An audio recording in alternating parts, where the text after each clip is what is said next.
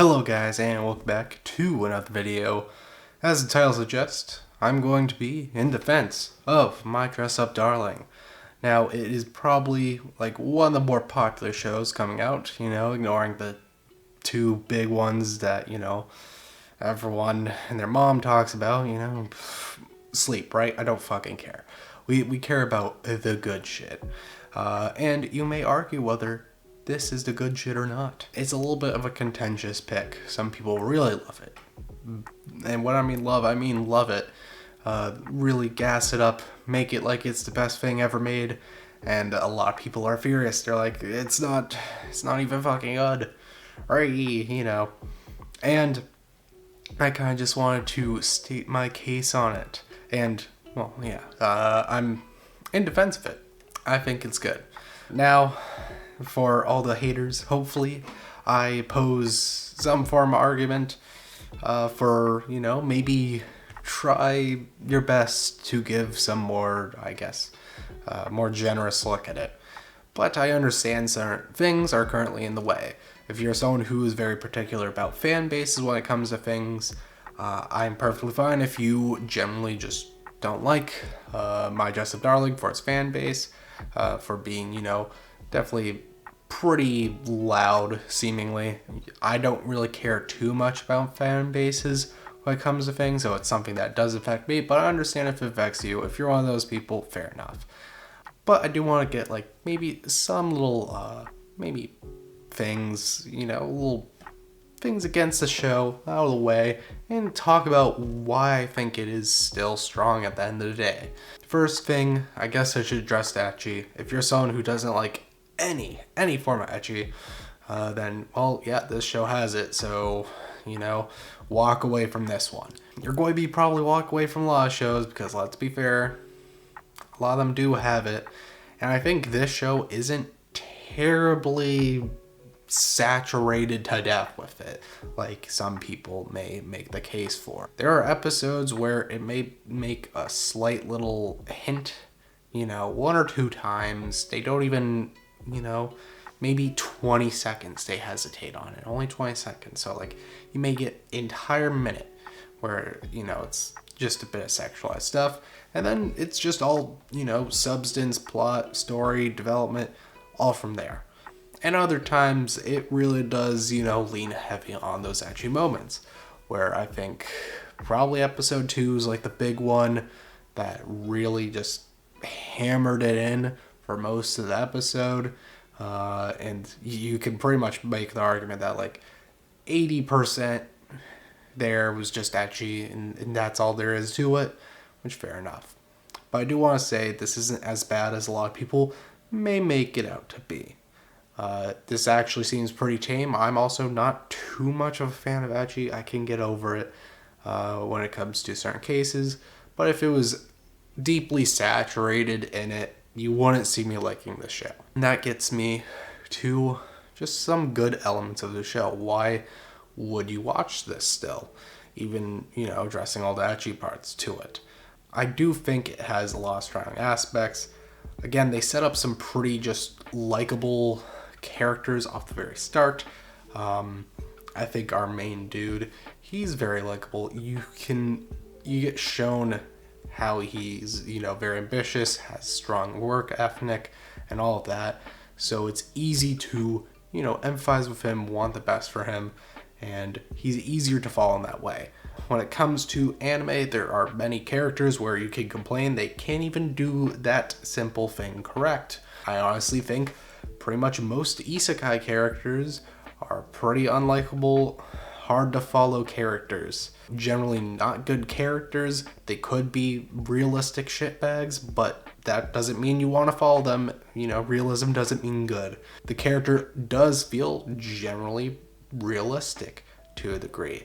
Personally, I don't think us overseas may find someone who, exactly fits the bill of this character, but we can, see bits of ourselves within him, or, see bits of themselves within people that we know. He's generally somewhat realistic while also being, a nice, hardworking person that makes you want to follow him.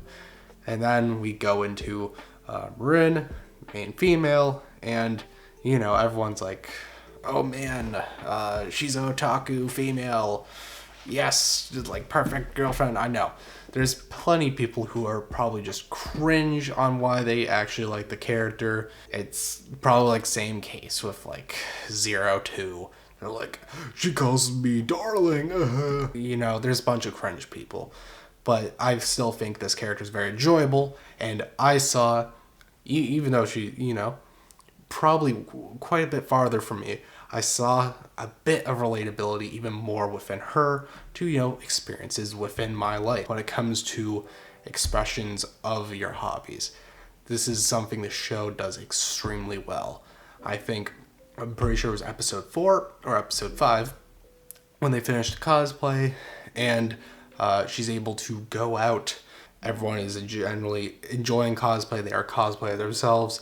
They like taking pictures of cosplay, stuff like that. Generally within community, within the fandom and what she is. And she just gets to enjoy herself. That moment is fucking amazing. I think it captures it extremely well and gives us a semblance of joy vicariously through it. For myself, this can hit especially a bit harder for me because, I did actually go out a bit with my general fandom. I used to play competitive Yu-Gi-Oh! So when there were bigger events, regional or YCS events, there would be a bunch of people who all are, in that fandom. And you have that special feeling just being there. I got that reminiscent feeling through watching this show, and I think it captures it very well. Besides that, it also captures other good elements. I think when it comes to creators in themselves, if you like, any form of artistic creation, I think, this show has an extra piece for you.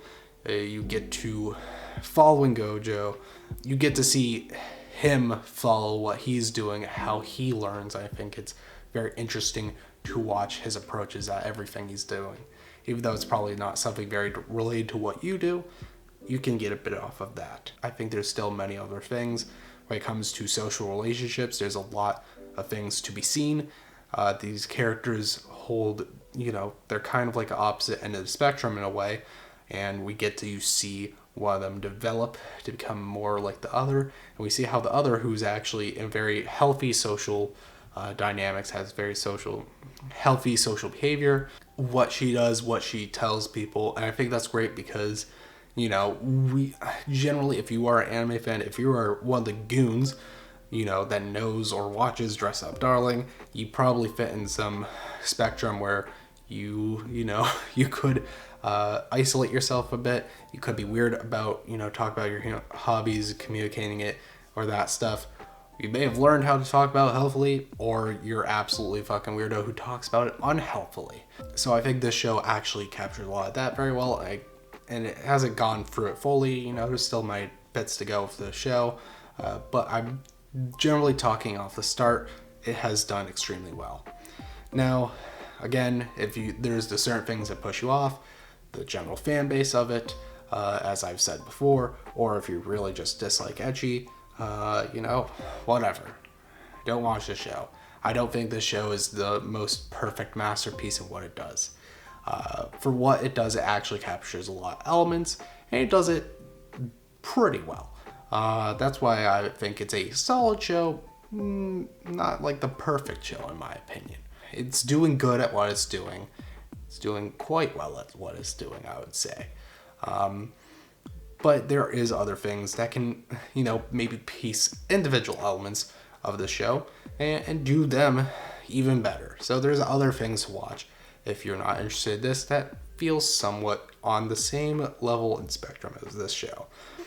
But I do want to say, as someone who isn't deeply, the crazed Marin fan art retweet dude, I think the show is good. I was kind of surprised to think the show was good after, all of what happened with it. It's kind of weird that I ended up liking it, but I do. I just wanted to communicate that, talk about that a little bit. And with that, thank you guys so much for watching. Hope you liked and enjoyed. And I'll see you guys in the next video. Goodbye.